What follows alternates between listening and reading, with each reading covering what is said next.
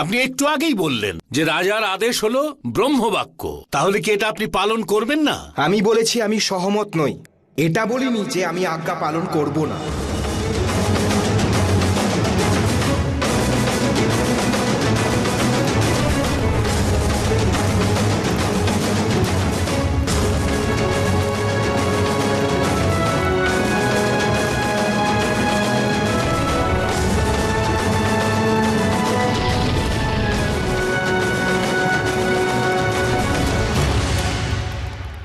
কিন্তু এটা তো অনুচিত।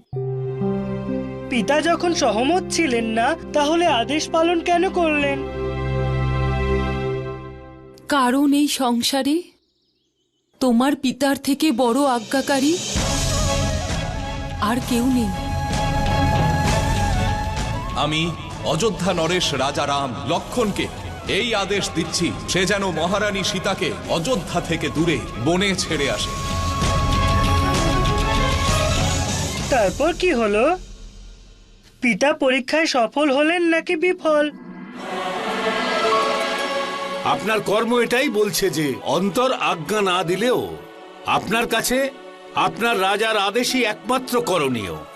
এটা জানা সত্ত্বেও যে রাজার আদেশ সঠিক নয়, কিন্তু আপনি থামলেন না, ওনার অন্যায় সিদ্ধান্তের অংশীদার হয়ে গেলেন।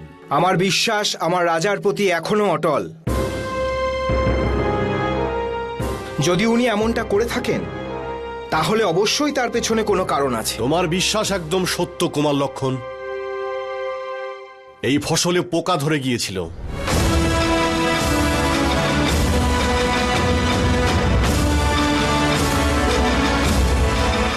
মহর্ষি, এটা প্রমাণ হলো আমার রাজার নির্ণয় কঠোর বলে মনে হচ্ছিল, কিন্তু সেটা ছিল প্রজাদের মঙ্গলের জন্য। আমি সহমত হই বা না হই, সর্বদা আমি রাজার প্রতি আমার ধর্ম পালন করব। কুমার লক্ষণে জয়, কুমার লক্ষণে জয়, কুমার লক্ষণে জয়, কুমার লক্ষণে জয়, কুমার লক্ষণে পিতা শ্রী লক্ষণে জয়। তারপরে আমার পিতার পরীক্ষা কিভাবে নেওয়া হয়েছিল? একটা প্রশ্ন ছিল যেটা পরীক্ষার রূপ নিয়ে কুমার ভরতের সামনে এলো।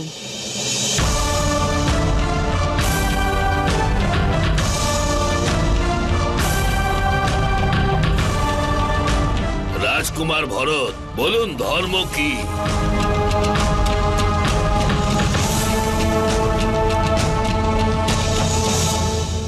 শুধু আমাদের ভরতই সবার থেকে শ্রেষ্ঠ। দেখুন না, দিব্য ব্যক্তিত্বের প্রকাশ পাচ্ছে। ধর্মের সম্পর্ক কোনো সম্প্রদায়, কোনো জাতির সঙ্গে নয়।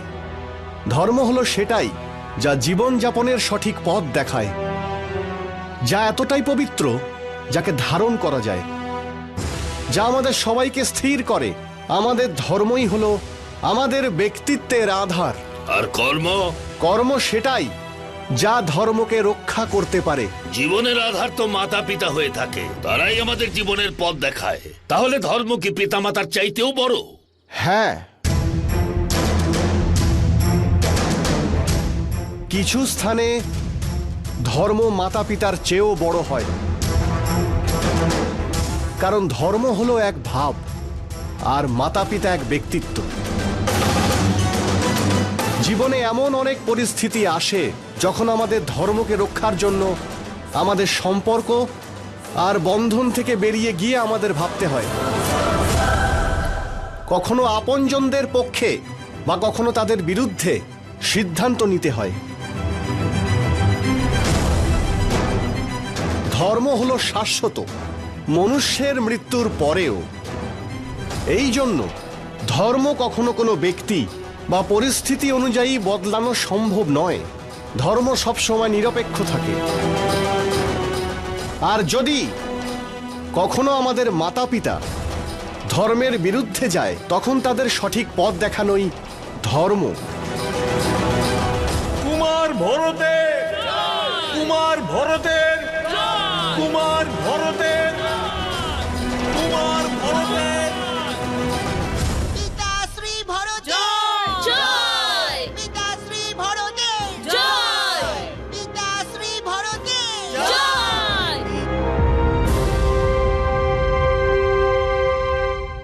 কি হলো তক্ষ? পিতা তো কত সুন্দর একটা উত্তর দিয়েছেন, তাহলে তুমি নিরাশ কেন? পিতার কথাটা নিয়েই আমি চিন্তা করছি দাদা। পিতার কথা অনুযায়ী ধর্ম হলো একটা ভাবনা। আমরা ভাবনাকে ভুলে গিয়ে একজন ব্যক্তিত্বকে সামনে রেখেছি আর তাকে অপমানও করে ফেললাম। হীরা যে কথাটা বলল সেটা ধর্মানুযায়ী ছিল, কিন্তু আমরা তাকে একজন তুচ্ছ বানর বলে তার অপমানও করে ফেললাম। শুধু সে মাত্র বানর বলে? এটা তো অধর্ম, তাই না? আমরা পুনরায় পিতার আদর্শকে অনুসরণ করব, এটা তো জরুরি নয় তক্ষ। তুমি যা করেছো সেটা একেবারেই উচিত ছিল, বুঝলে? এতে কোনো ভুল ছিল না।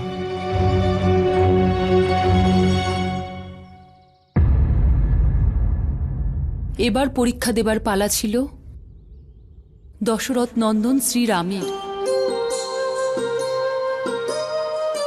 এই সমস্ত সংসারে এমন কোনো পরীক্ষা নেই যাতে আমাদের জেঠুমণি সফল হননি। আমি আগেই বলতে পারি যে এই পরীক্ষার পরিণাম ঠিক কি হয়েছিল। আচ্ছা, আমাকেও বলো। বিদ্বজনেরা প্রশ্ন বা প্রতিযোগিতা দিয়েছিলেন এবং উনি তার সঠিক উত্তর দিয়েছিলেন, আর তারপর সবাই ওনার জয় জয়কার করেছিল। আমার পূর্ণ বিশ্বাস যে আমাদের জেঠুমণি তার জীবনের প্রত্যেক পরীক্ষাতেই এমনই সাফল্য লাভ করেছেন হয়তো। কিন্তু এই পরীক্ষা দেওয়ার শেষে শ্রীরাম সেই মহর্ষিদের সামনে নতমস্তক হয়েছিলেন, করজোড়ে ক্ষমা প্রার্থনা করেছিলেন। আপনি আমাকে আরেকটা সুযোগ দিন। যদি আপনি আমার প্রাণও চান তবে আমি হাসি মুখে তা দিতে প্রস্তুত। এমনটা হতেই পারে না, এটা অসম্ভব। হ্যাঁ মা, আমিও মানতে পারছি না যে শ্রীরাম কোনো পরীক্ষায় অনুত্তীর্ণ হবেন। আমি তো তা বলিনি পুত্র, কিন্তু যতটা ভিন্ন শ্রীরাম ছিলেন ততটাই ভিন্ন তাকে পরীক্ষা দিতে হয়েছিল। কুমার রামে জয়! কুমার রামে জয়!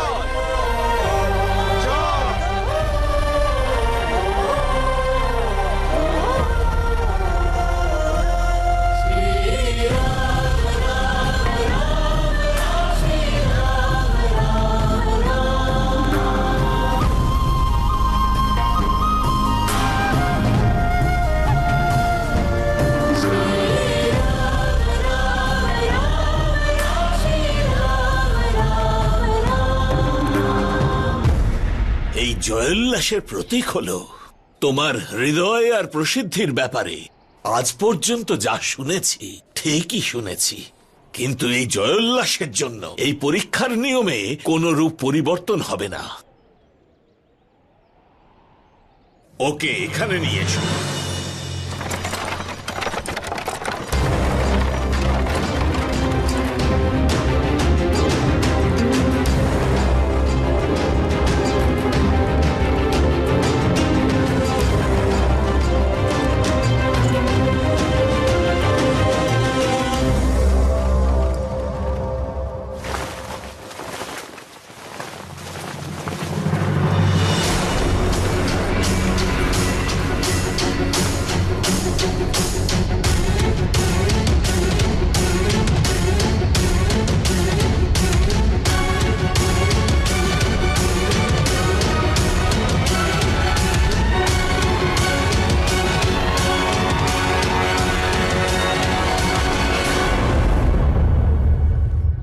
এ হলো আমাদের রাজ্যের অপরাধিনী, যে তার স্বামীকে হত্যা করেছে।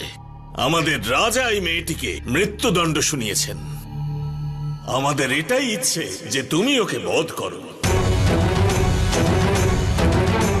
রাম, ওঠাও ধনু আর ওকে বধ করে দেখাও। ঋষিবর, ন্যায় তো আপনার রাজা দিয়েছেন, আমি কি করে শাস্তি দিতে পারি? এটা আমার কর্ম নয়। একে মৃত্যুদণ্ড দেবার আদেশ স্বয়ং আমাদের রাজা দিয়েছেন। এই পাপিষ্ঠা দোষী সাব্যস্ত হয়েছে। এই রাজ্যের ভাবী রাজা হবার জন্য আমাদের আপনার ন্যায় উচিত ব্যক্তিত্বের প্রমাণ দিন। ধনুক তুলুন আর ন্যায় বিচার করুন।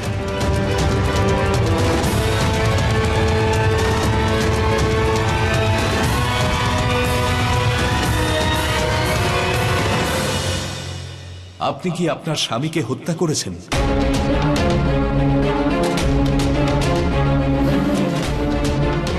আপনি কেন এরকম করেছেন? এ নিজের দোষ স্বীকার করেছে, কারণ জেনে নিলেও এর অপরাধ তাতে কমে যাবে না। কিন্তু ঋষিবর, আমাকে কারণ জানতে হবে। জন্ম দিয়ে সংসার রচনা করে যে নারী, সে কি করে কাউকে হত্যা করতে পারে?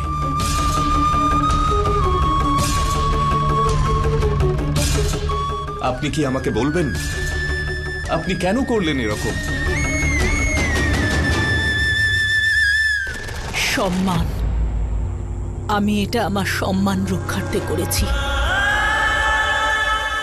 আমার স্বামী ধন পাওয়ার লোভে আমাকে কণিকা গৃহে পাঠাচ্ছিলেন, আমাকে দিয়ে ব্যবসা করাতে চাইছিলেন। আমি আমার সম্মান আর আত্মমর্যাদার জন্য তাকে হত্যা করেছি। এর কথা শুনে কোনো লাভ নেই রাম। এ হত্যা করেছে আর তার শাস্তি একে পেতেই হবে। তুলুন আপনার ধনুক আর হত্যা করুন একে। তা না হলে আমরা এটাই বুঝবো যে আপনি একজন রাজা হবার যোগ্য নন।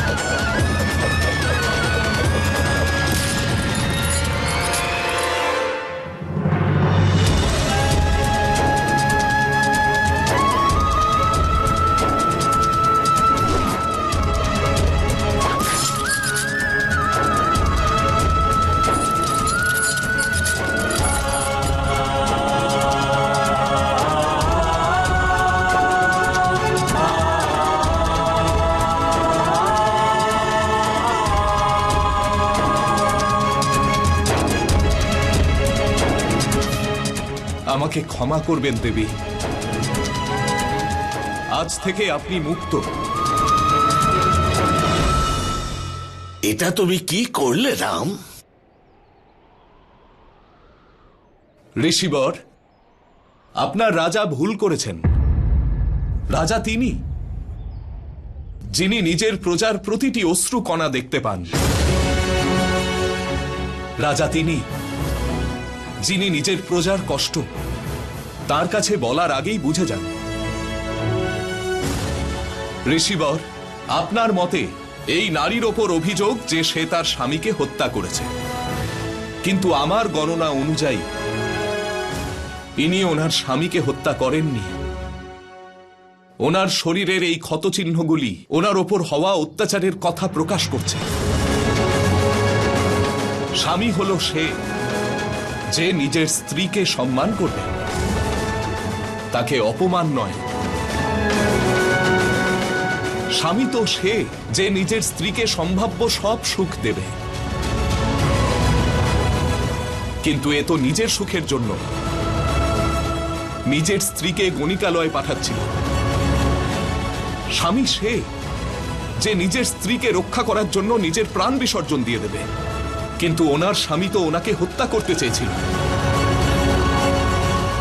ইনি নিজের সম্মান আর আত্মরক্ষার জন্য যাকে হত্যা করেছেন সে তার স্বামী ছিল না, সে রাক্ষস ছিল। আত্মরক্ষার জন্য আঘাত করলে আমি তাকে পাপ মনে করি না। এই সংসারে জন্মানো প্রতিটি প্রাণী সম্মানের সঙ্গে বাঁচার অধিকার রয়েছে। যে সমাজ একজন নারীর আত্মসম্মান রক্ষা করতে পারে না, সেই নারীর নিজের আত্মরক্ষার জন্য হাতে অস্ত্র তুলে নেওয়ার পূর্ণ অধিকার রয়েছে।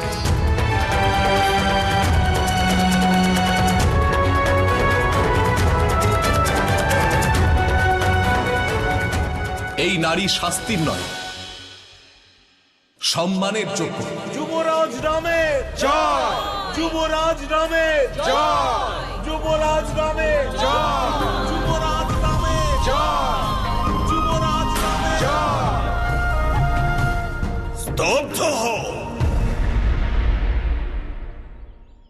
তুমি তোমার পিতার নির্দেশ অমান্য করে দেখিয়েছ। উনি বলেছিলেন যে তুমি এই পরীক্ষার নিয়মকে অক্ষরে অক্ষরে পালন করবে।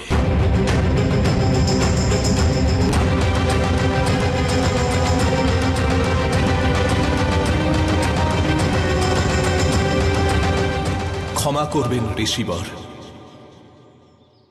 রঘুকুলে এই রীতি মেনে চলা হয়। প্রাণ যায় যাক, কিন্তু প্রতিশ্রুতি নয়।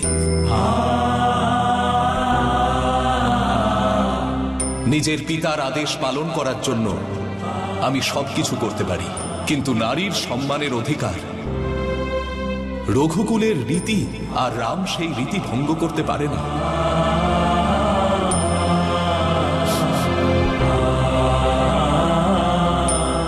আপনি আমাকে আরেকটা সুযোগ দিন। যদি আপনি আমার প্রাণও চান, আমি হাসি মুখে তা দিতে প্রস্তুত। তুমি ধন্য কুমার রাম, তুমি আমাদের পরীক্ষাতে সফল হয়েছ।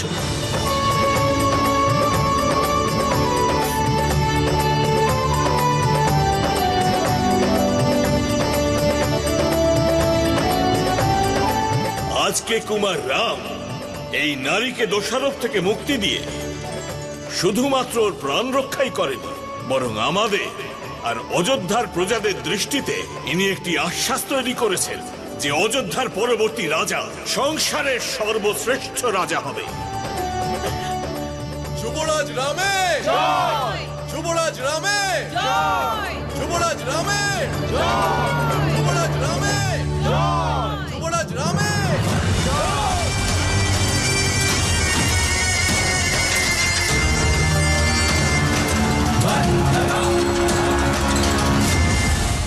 জয় শ্রীরাম, জয় শ্রীরাম। জয় শ্রীরাম। দাদা, তুমি যদি এটা না করতে চাও ঠিক আছে, কিন্তু আমি যে নিজেকে আর আটকাতে পারছি না। আটকাতে পারছো না? অর্থাৎ রামায়ণের এই অধ্যায় থেকে আমি এই শিক্ষা পেলাম যে আমাদের সবাইকে সম্মান আর সহানুভূতি দিয়ে সবাইকে শ্রদ্ধা করতে হবে, আর বংশের নীতিকে সর্বদা পালন করতে হবে। আমরা তোমার সাথে যে খারাপ ব্যবহার করেছি সেটা না আমাদের বংশের নীতি আর না আমাদের বড়দের শিক্ষা। বড় জ্যাঠামণির কাহিনী শুনে জানতে পেরেছি যে আমাদের কোনো কার্যের ফলে যদি কেউ কষ্ট পেয়ে থাকে তখন ক্ষমা চাওয়ার জন্য প্রস্তুত থাকা উচিত। আমি তোমার কাছে আমার ব্যবহারের জন্য ক্ষমা চেয়ে নিচ্ছি।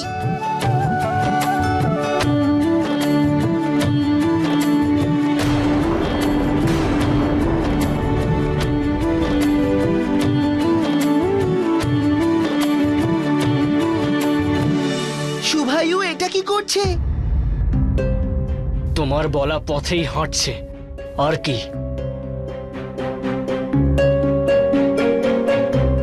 এই গল্প থেকে শুধু তুমিই অনুপ্রেরণা পাওনি সুবাহু, আমরাও ভাবনায় বিভোর হয়ে গেছি। অদ্ভুত তাই না? এত অল্প বয়সে শ্রীরাম কত নিষ্ঠাবান, করুণাময় আর বিনম্র ছিলেন, তাই না?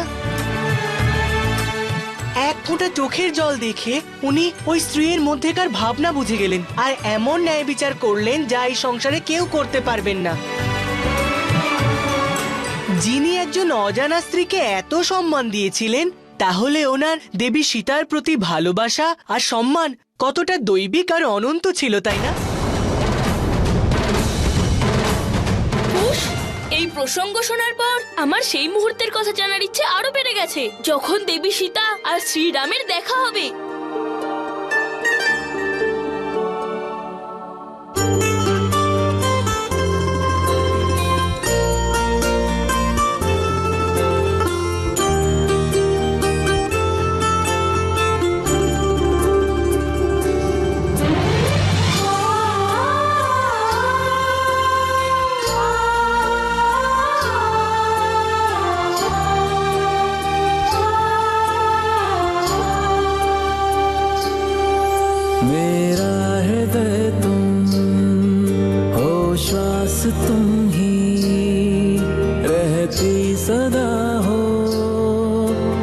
पास तुम ही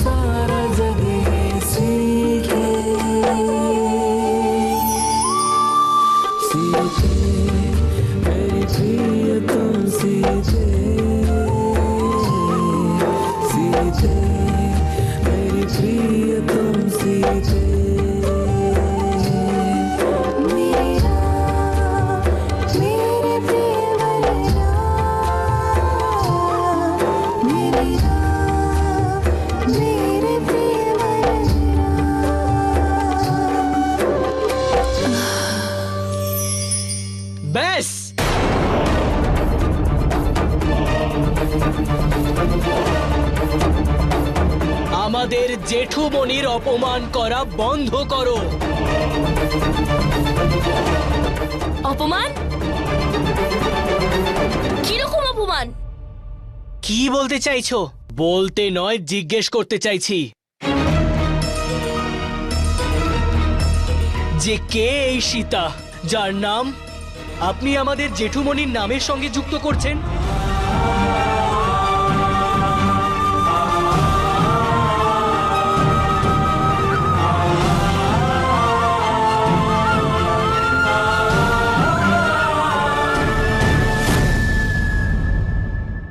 দেবী সীতাকেও তুমি চেনো না?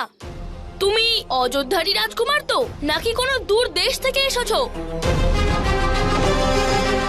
শ্রী রামের বংশধর। আর এটাই জানো না যে দেবী সীতা আসলে কে? শ্রীরাম যদি শরীর হন, তাহলে দেবী সীতা ওনার ছায়া। এটা কোনো ছলনার খেলা নয় লবকুশ। এই মিথ্যেটা তোমাদের জন্য ভালো হবে না বলে দিলাম। না এটা কোনো নাটক, না কোনো মিথ্যে, এটাই সব থেকে বড় সত্যি। হ্যাঁ, সংসারের সব থেকে শুভ আর সত্যি সম্পর্কের ব্যাপারেই বলছি। কেমন সম্পর্ক? দেবী সীতার সঙ্গে আমাদের জেঠুমনির ঠিক কি রকম সম্পর্ক ছিল?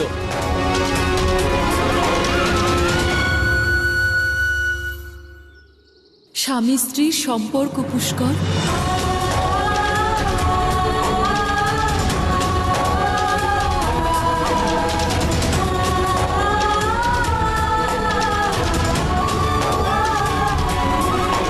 সীতা শ্রীরামের স্ত্রী।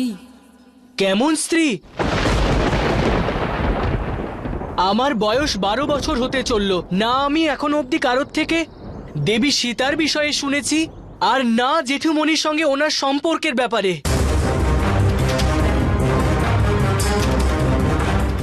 দেখো ভাইয়েরা, আমরা শ্রীরামের সাথে থেকেও যে কথাটা আমরা জানি না, সেটা অযোধ্যার রাজপ্রাসাদ থেকে এত দূরে থাকা এই আশ্রমের এই বনবাসীরা সেটা জানে।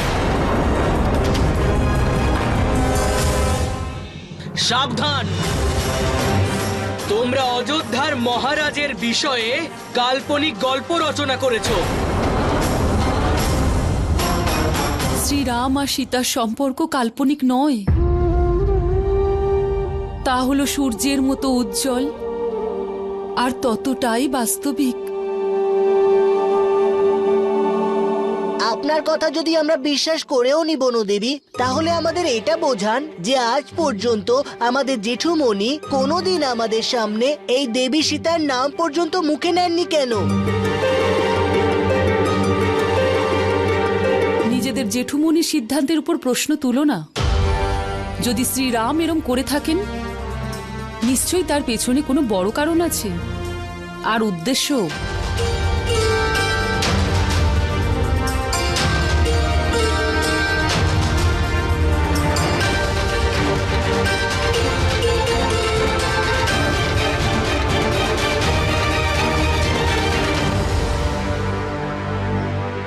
তুমি আর তোমাকে নিজেদের ব্যবহার আর ভাষার জন্য আমাদের মায়ের কাছ থেকে ক্ষমা চাইতে হবে।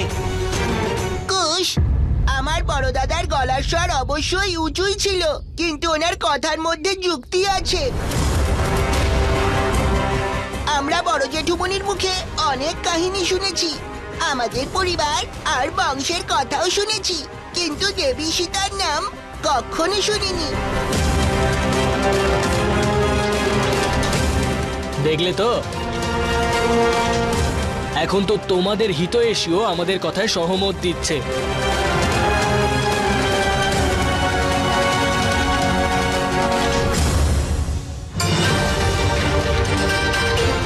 তাহলে আমাদের এটা বোঝান যে আজ পর্যন্ত আমাদের জেঠুমণি কোনোদিন আমাদের সামনে এই দেবী সীতার নাম পর্যন্ত মুখে নেননি কেন?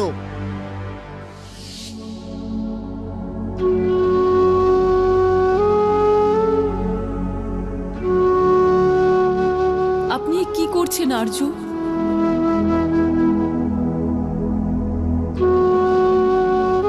আমার মুখ দেখে আমার মন পড়ে নিতে পারে যে সীতা, আজ সে আমাকে প্রশ্ন করছে। মন তো পড়ে ফেলেছি, আজকে আমি আপনার শব্দ শুনতে চাই।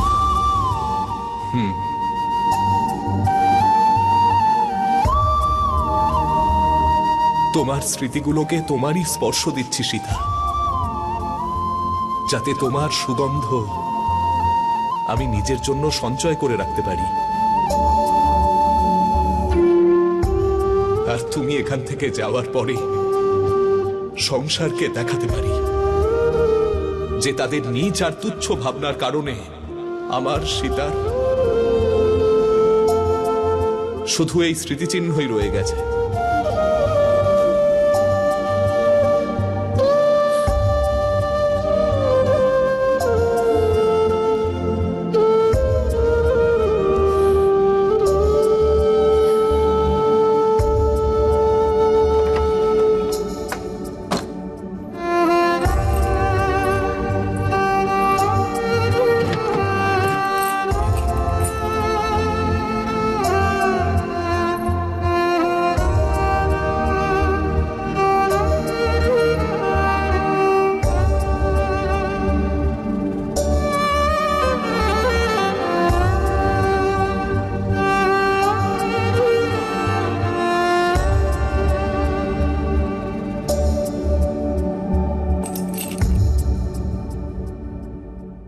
এটা তুমি কি করলে সীতা?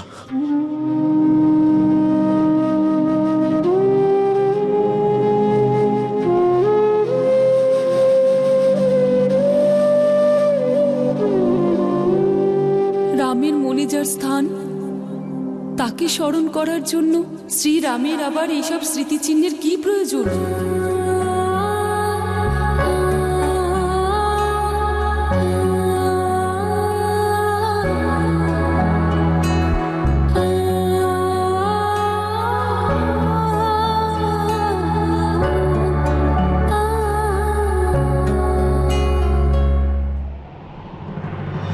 আমি এটা চাই না যে এই স্মৃতিচিহ্ন দেখে আমাদের আগামী ভবিষ্যৎ আপনার উপরে প্রশ্ন তুলুক। তাদের দৃষ্টিতে আপনার ত্যাগ আর প্রেম সংকুচিত হয়ে যাক। তাদের নিজেদের ভাবনা স্বয়ং বিকশিত করতে হবে, নিজেদের দৃষ্টিকোণ তৈরি করতে হবে, যাতে তারা এই বিরহ যন্ত্রণা আর এর গুরুত্ব বুঝতে পারে। কথা দিন আমায় আর্য যে আপনি আমাদের সম্পর্কে সমস্ত স্মৃতি আপনার হৃদয়ের মধ্যে আমাদের ভবিষ্যৎ প্রজন্মের কাছে লুকিয়ে রাখবেন। আর ততদিন আপনি ওদের কিছু জানাবেন না যতদিন না তাদের ভাবনা আমাদের এই সিদ্ধান্তকে মেনে নিতে সক্ষম হয়। এই সিদ্ধান্তকে কখনোই তাদের সামনে বিশ্লেষণের জন্য প্রকট করবেন না।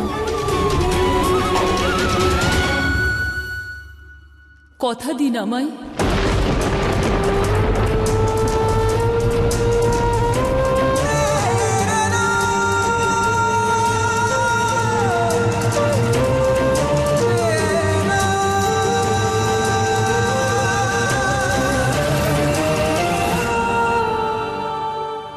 আমি তোমাকে কথা দিচ্ছি সীতা,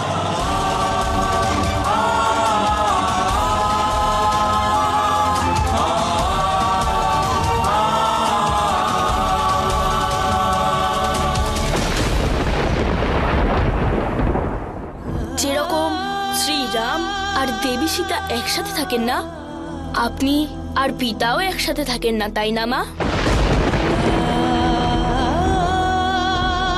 ক্ষমা করবেন মা, আপনার পথ আটকানোর কোনো উদ্দেশ্য ছিল না আমাদের। কিন্তু আমাদের মনে অনেক প্রশ্ন জাগছে, যার উত্তর শুধুমাত্র আপনার কাছে আছে মা। কি প্রশ্ন পুত্র? যেই ভালোবাসা আর ভক্তি দিয়ে শ্রীরাম দেবী সীতার জন্ম কথা শোনালেন, ওনাদের ভালোবাসা সাধারণ হতে পারে না। মনে হচ্ছিল শ্রীরাম আর দেবী সীতা জন্ম জন্মান্তরের সঙ্গী। তাহলে শ্রীরাম দেবী সীতাকে নিজের থেকে আলাদা কেন করলেন?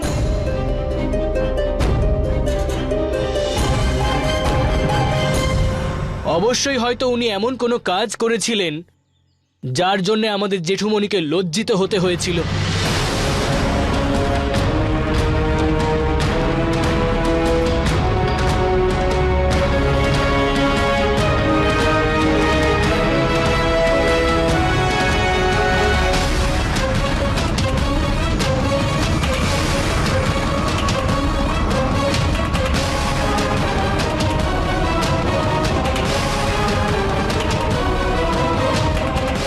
এর থেকে বেশি আর কি বা কারণ হতে পারে যে জেঠুমণির মতো এমন মহান পুরুষ নিজের স্ত্রীর অপমান করেন? শ্রীরাম তোমাকে এই গল্প কেন বলেননি সেটা আমি ভালোভাবেই বুঝতে পেরেছি। কি বুঝে গেছো তুমি? তোমাদের কথা, তোমাদের চিন্তা, তোমাদের সবার মধ্যে শ্রীরাম আর দেবী সীতার সম্পর্ক বোঝার না আছে কোনো সামর্থ্য আর না আছে বুদ্ধি। মুখ সামলে কথা বলে দিলাম বনবাসী।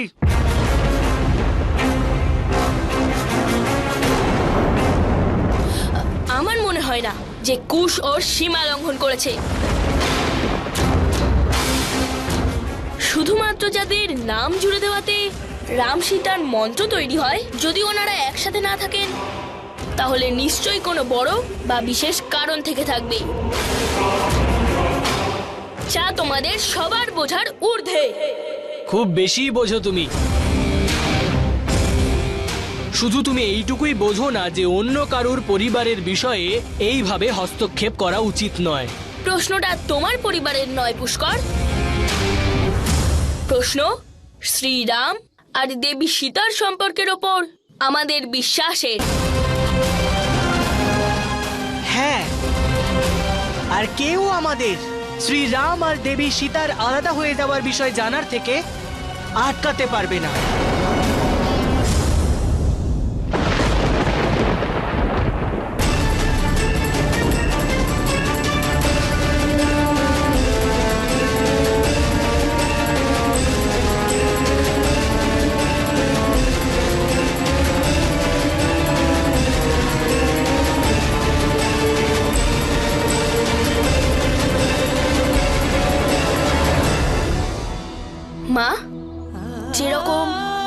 রাম আর দেবী সীতা একসাথে থাকেন না?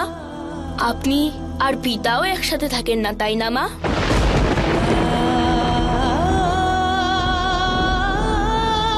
অদ্ভুত, নতুন কিছু জানতে পারলাম এদের ব্যাপারে। এদের পিতা এদের সাথে থাকে না।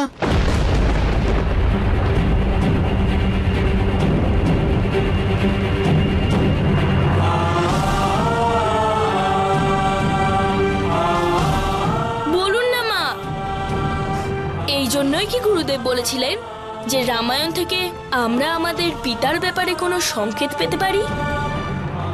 আর আপনাদের এই বিচ্ছেদের কারণ জানার সুযোগও পাবো?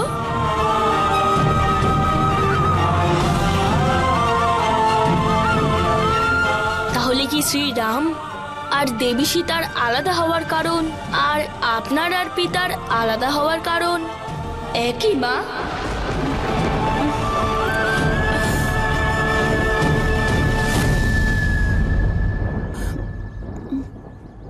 তোমরা দুজন তো আমায় কথা দিয়েছিলে না, তোমরা তোমাদের পিতার সম্পর্কে কোনো প্রশ্ন করবে না।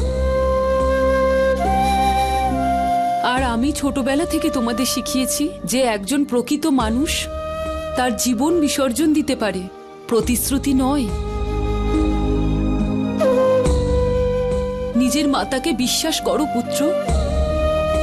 সঠিক সময় এলে আমি সম্পূর্ণ সত্য তোমাদের বলবো।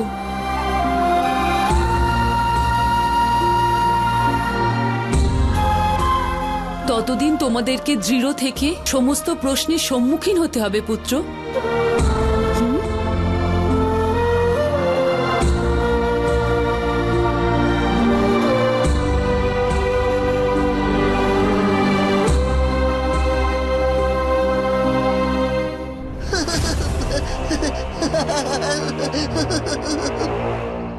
এরা একদম চুপ হয়ে গেল।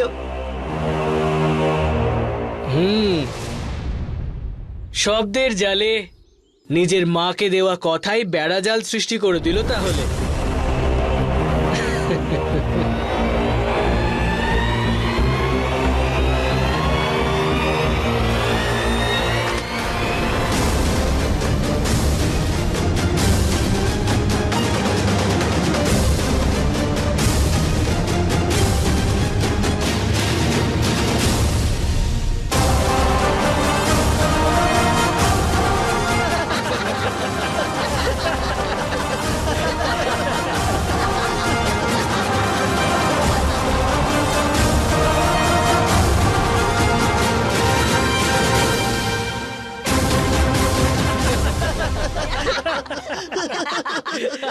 এতক্ষণে এই আশ্রমে আসার পর আনন্দ পেলাম, এবার আমি এই আনন্দকে আরো একটু বাড়িয়ে দেব।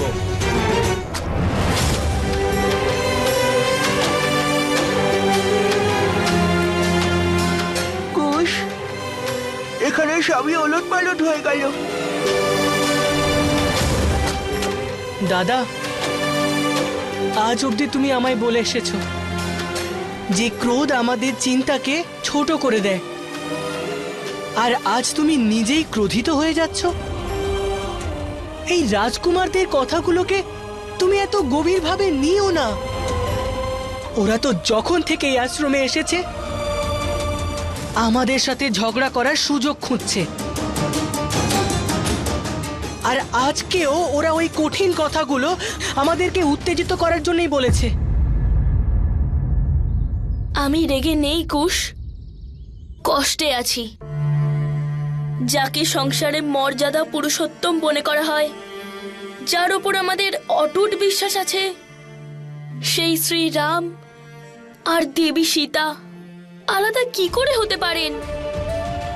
আর এমন কি কারণ আছে যে আমাদের মাতা পিতাকে একে অপরের থেকে আলাদা থাকতে হচ্ছে? এই কারণ আমার মনে কাটার মতো বিঁধছে ভাই। আমরা কি কোনোদিন এই প্রশ্নের উত্তর জানতে পারবো?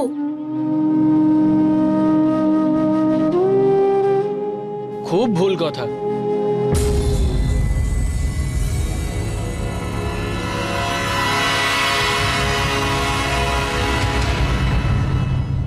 যখন প্রথম প্রশ্নের উত্তরটা বুঝতে পারলে না, তখন দ্বিতীয় প্রশ্নের উত্তরটাও সেটাই ভেবে নিলে।